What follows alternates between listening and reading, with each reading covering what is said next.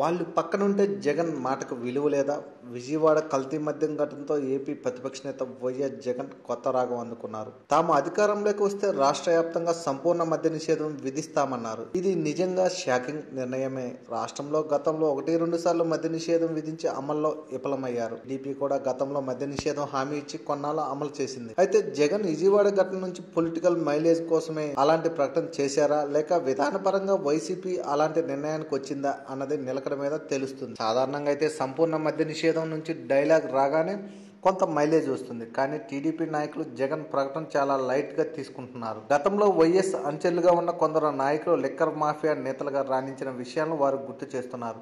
సాక్షాత్తు వైసీపీలోనే లిక్కర్ అమ్మకందారులు ఉన్న విషయాన్ని గుర్తు చేస్తున్నారు. తన చుట్టూ లిక్కర్ నాయకులను పెట్టుకుని జగన్ చేసే సంపూర్ణ మద్య నిషేధం హామీ ఏమాత్రం విలువ ఉంటుందని వారు ప్రశ్నిస్తున్నారు. ముఖ్యంగా బొత్స సత్యనారాయణ, ధర్మాన ప్రసాదరావు వంటి లిక్కర్ దందా నడిపిన నాయకులను చుట్టూ కూర్చోబెట్టుకుని జగన్ మద్యం, కల్తీ మద్యం, మద్యం నిషేధం వంటి అంశాల గురించి మాట్లాడటం చాలా ఎబ్బెట్టుగా ఉందని టీడీపీ నాయకులు అంటున్నారు. అప్పటికీ తమ పార్టీ నాయకులు ఎవరూ మద్యం లావాదేవీల్లో పాల్గొనకూడదని వైసీపీ రీసెంట్ గా మరోసారి తమ నేతలకు విజ్ఞప్తి చేసింది. ఏదేమైనా జగన్ ఓ సంచలన ప్రకటన చేసినా కూడా ఇలాంటి నాయకుల వల్ల దానికి రావాల్సినంత పేరు రాలేదు. మరి For more videos, please subscribe our channel.